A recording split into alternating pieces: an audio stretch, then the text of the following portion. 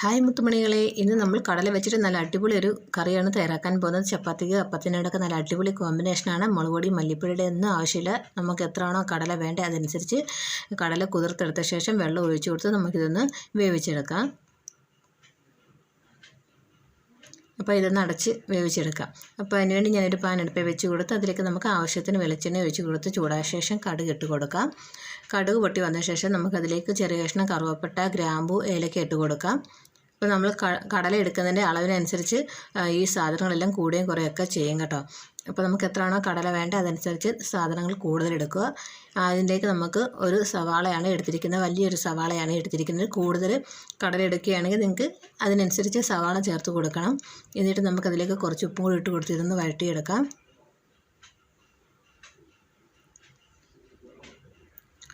ഇളക്കിയെടുത്ത ശേഷം നമുക്കതിലേക്ക് ഒരു ടേബിൾ സ്പൂൺ ഇഞ്ചി വെളുത്തുള്ളി ചതച്ചതും കൂടെ ചേർത്ത് കൊടുത്തൊന്ന് വഴറ്റിയെടുക്കാം. ഇതെല്ലാം വഴണ്ട് വന്ന ശേഷം നമുക്കതിലേക്ക് ഒരു ടീസ്പൂൺ ഗരം മസാലയാണ് ചേർത്ത് കൊടുക്കുന്നത്. നമ്മുടെ വലിയ ജീരകത്തിൻ്റെ പൊടി ഉണ്ടെങ്കിൽ അതുകൂടെ ചേർത്ത് കൊടുക്കാം. എന്നിട്ട് അതിലേക്ക് ഞാൻ കുരുമുളക് പൊടിച്ചതാണ് ചേർത്ത് കൊടുക്കുന്നത്. അത് നിങ്ങളുടെ എരിവിന് ആവശ്യമായിട്ട് ചേർത്ത് കൊടുക്കുക. എന്നിട്ട് നമുക്ക് നല്ലതുപോലെ ഇതൊന്ന് ഇളക്കിയെടുക്കാം. ആ സമയം കൊണ്ട് നമ്മുടെ കടലയൊക്കെ വെന്ത് വന്നിട്ടുണ്ട്. അത് നമുക്ക് ഈ ഒരു കറിയിലേക്ക് ഒഴിച്ച് കൊടുക്കാം.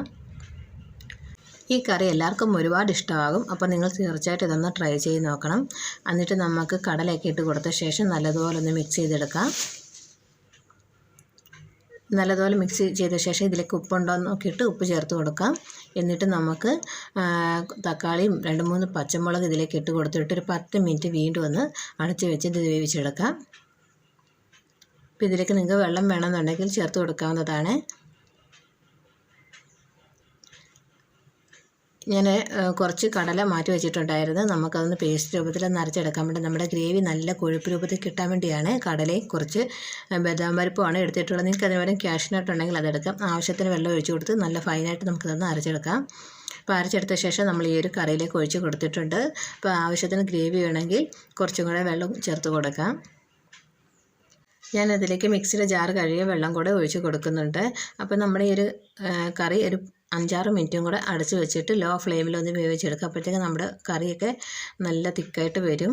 അപ്പോൾ നിങ്ങൾക്ക് കൂടുതൽ ഗ്രേവി വേണമെന്നുണ്ടെങ്കിൽ അതിലേക്ക് കുറച്ച് വെള്ളം കൂടെ ആഡ് ചെയ്ത് കൊടുത്താൽ മതിയാകും. നമുക്കൊരു 5-6 മിനിറ്റ് അടച്ച് വെച്ചിട്ടൊന്ന് വേവിച്ചെടുക്കാം. അപ്പോൾ നമ്മുടെ കറി ഇവിടെ റെഡി ആയിട്ടുണ്ട്. തണുക്കുമ്പോൾ ഇതൊന്നും കൂടെ ഒന്ന് തിക്കായിട്ട് വരും. അപ്പോൾ നിങ്ങൾക്ക് ഇതിലേക്ക് എരിവ് വേണമെന്നുണ്ടെങ്കിൽ കുറച്ച് കുരുമുളക് പൊടി ചേർത്ത് കൊടുത്താൽ മതിയാകും. അപ്പോൾ നല്ല ടേസ്റ്റാണ്. നമുക്ക് തണുത്തതിന് ശേഷം ഇത് വേറൊരു പാത്രത്തിലേക്ക് മാറ്റാം. അപ്പോൾ വീഡിയോ ആദ്യമായിട്ട് കാണുന്ന കൂട്ടുകാരുണ്ടെങ്കിൽ എൻ്റെ ചാനലൊന്ന് സബ്സ്ക്രൈബ് ചെയ്യുക. തൊട്ടടുത്തുള്ള ബെൽ ബട്ടണിൽ ഓൾ എന്ന ഓപ്ഷൻ എനേബിൾ ചെയ്യുക. അപ്പോൾ മാത്രമേ ഞാൻ അപ്ലോഡ് ചെയ്യുന്ന വീഡിയോയുടെ നോട്ടിഫിക്കേഷൻ നിങ്ങൾക്ക് ലഭിക്കുകയുള്ളൂ. അപ്പം നമുക്കൊരു കറി വേറൊരു പാത്രത്തിലേക്ക് സെർവ് ചെയ്യാൻ നമുക്ക് ചപ്പാത്തിയുടെയും അപ്പത്തിൻ്റെയും ദോശയുടെ കൂടെയൊക്കെ കഴിക്കാൻ നല്ല അടിപൊളി കോമ്പിനേഷനാണ്. അപ്പോൾ നിങ്ങൾ തീർച്ചയായിട്ടും ഇതൊന്ന് ട്രൈ ചെയ്ത് നോക്കുക. വീണ്ടും ഒരു പുതിയ റെസിപ്പിയായിട്ട് നമുക്ക് വീണ്ടും കാണാം. Thanks for watching by Unnikichus curry world. By.